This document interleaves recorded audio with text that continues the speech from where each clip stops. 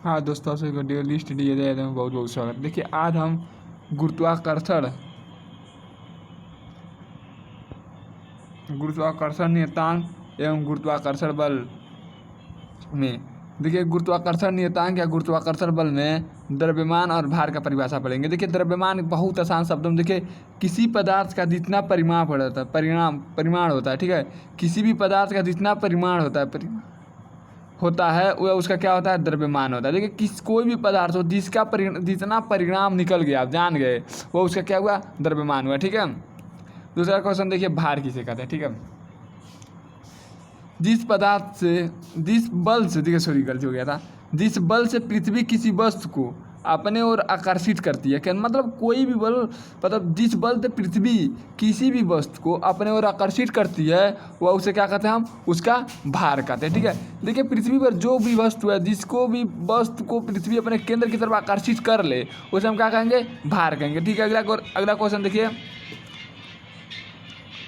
ग्रहों के संबंधित केपलर का नियम। देखिए बहुत इंपॉर्टेंट क्वेश्चन है, वेरी IMP क्वेश्चन है, ठीक है। ये क्वेश्चन को अभी याद कर लीजिएगा क्योंकि क्लास 9 का यह महत्वपूर्ण चैप्टर है और महत्वपूर्ण क्वेश्चन चल रहा है, ठीक है। ग्रहों का संबंधित नियम देखिए क्या नाम है, प्रत्येक ग्रह सूर्य के चारों ओर एक दीर्घ वृत्ताकार कक्षा में घूमते रहते हैं। देखिए यह कह रहा है कि प्रत्येक ग्रह, देखिए चित्र देखिए, प्रत्येक ग्रह दीर्घ वृत्ताकार यानी थोड़ा मोड़ा चपटा होकर क्या कहते हैं, ग्रह सूर्य की तरफ घूमते रहते हैं तथा सूर्य उनके क्या होता है, फोकस में स्थित होता है। किसे कहाँ पर स्थित होता है, फोकस में स्थित होता है, ठीक है। देखिए प्रत्येक ग्रह, यही लिखेंगे, प्रत्येक ग्रह सूर्य के एक दीर्घिकार वृत्ताकार होकर घूमते रहते हैं और उनके तो फोकस जो सूर्य होता है उनके फोकस में स्थित होता है, ठीक है। अगला क्वेश्चन देखिए, ग्रहों के संबंधित केपलर का दूसरा नियम। देखिए दूसरा नियम यही है कि ग्रहों का क्षेत्रीय चाल का नियत होता है। देखिए मतलब ग्रहों का जो क्षेत्रीय ताल है, मतलब एक ग्रह यहाँ है तो एक ग्रह यहाँ है, एक ग्रह यहाँ है, एक ग्रह यहाँ है, एक ग्रह यहाँ है, तो यह ग्रह, तो इनका बीच का क्षेत्रीय चाल समान रहेगा। यदि क्षेत्रीय चाल बढ़ती घटती रहेगी तो यह ग्रह आपस में ही टकरा जाएंगे, ठीक है। इसलिए इसका क्षेत्रीय चाल क्या होता है, नियत रहता है, ठीक है। तीसरा देखिए इसको कहते हैं, देखिए इसको कहते हैं, टी का नाम है परिक्रमण काल और ए का नाम है अर्ध द्विघात के, देखिए क घात है 3 घात। देखिए परिभाषा एकदम से, ग्रहों का परिक्रमण काल, देखिए ग्रहों का क्या कहेंगे, ग्रहों का परिक्रमण काल उसके अर्ध द्विघात के 3 घात के बराबर के, देखिए ग्रहों का परिक्रमण काल उसके अर्ध द्विघात के 3 घात के बराबर होता है, ठीक है। इसे केपलर का तीसरा नियम कहते हैं। केपलर 3 नियम देते हैं। अगला क्वेश्चन देखते हैं, बहुत इंपॉर्टेंट क्वेश्चन, आज पूरी वीडियो एक ही भाग में जाएगा, ठीक है। देखिए अब देखिए गुरुत्वाकर्षण के मान में परिवर्तन। देखिए यह जितना भी क्वेश्चन है कंपटीशन के लिए बहुत महत्वपूर्ण है, ठीक है। तो पहला क्वेश्चन देखिए क्या दिया है कि पृथ्वी के सतह से ऊपर जाने पर जी का मान क्या होता है, घटता है। यानी पृथ्वी के सतह से जैसे जैसे आप ऊपर जाएंगे जी का मान क्या होता जाएगा, घटता जाएगा, ठीक है।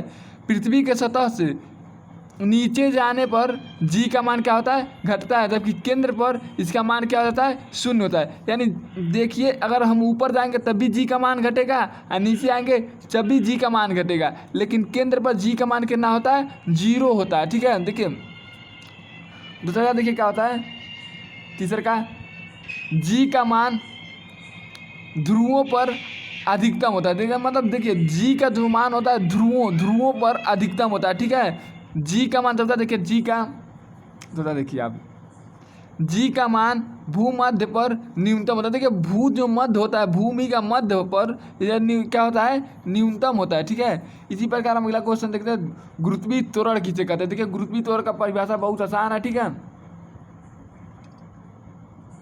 गुरुत्वीय त्वरण का परिभाषा बहुत आसान है। देखिए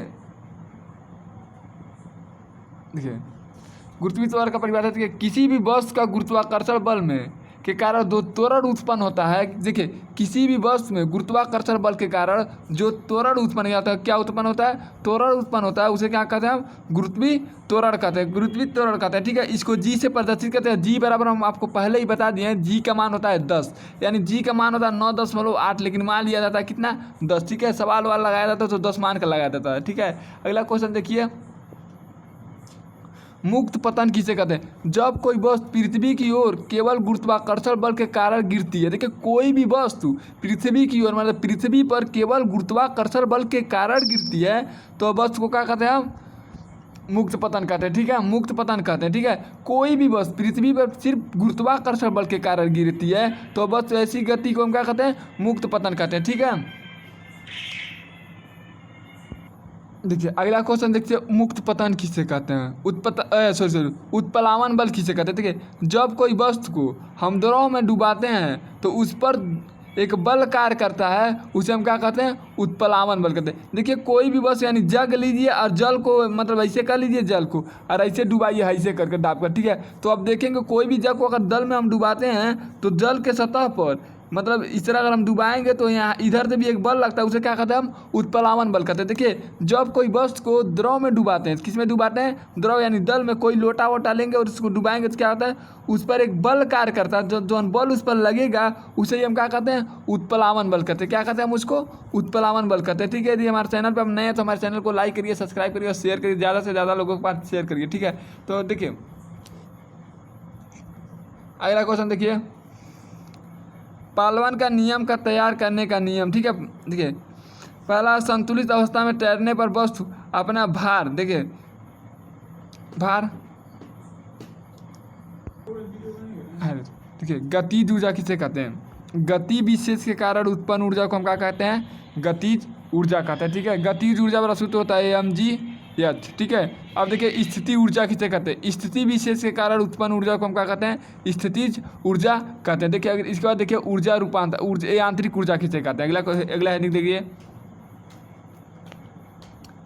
यांत्रिक ऊर्जा। ठीक है, यांत्रिक ऊर्जा किसे कहते हैं? देखिए गतिज ऊर्जा और स्थिति ऊर्जा के योग को क्या कहते हैं हम? यांत्रिक ऊर्जा कहते हैं। क्या कहते हैं? लिखिएगा, गतिज ऊर्जा, लिखिएगा गतिज ऊर्जा तथा स्थितिज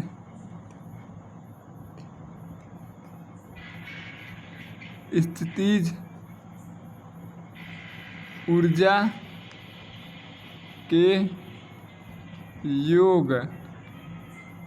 को यांत्रिक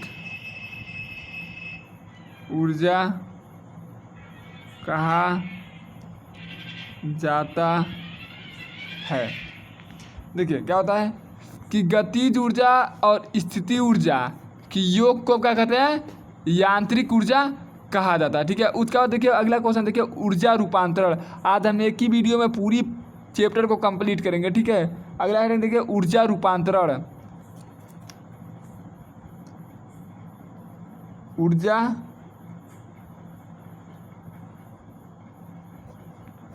ऊर्जा रूपांतरण किसे कहते हैं? ऊर्जा रूपांतरण देखिए एक ऊर्जा को क्या कहेंगे? एक ऊर्जा को दूसरे ऊर्जा के में रूपांतरित करने की विधि को क्या कहते हैं? ऊर्जा रूपांतर कहते हैं। ठीक है, एक ऊर्जा को दूसरे ऊर्जा में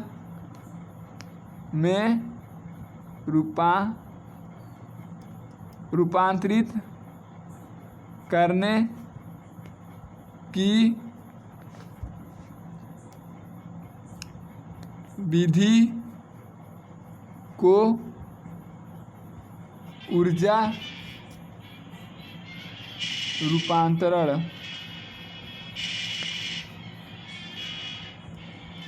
कहते हैं।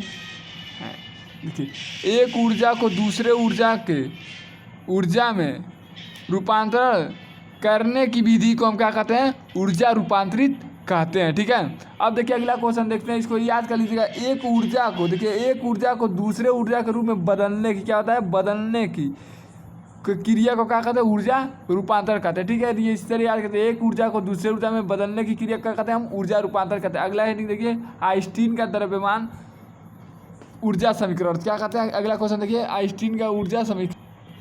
अगला है आइंस्टीन का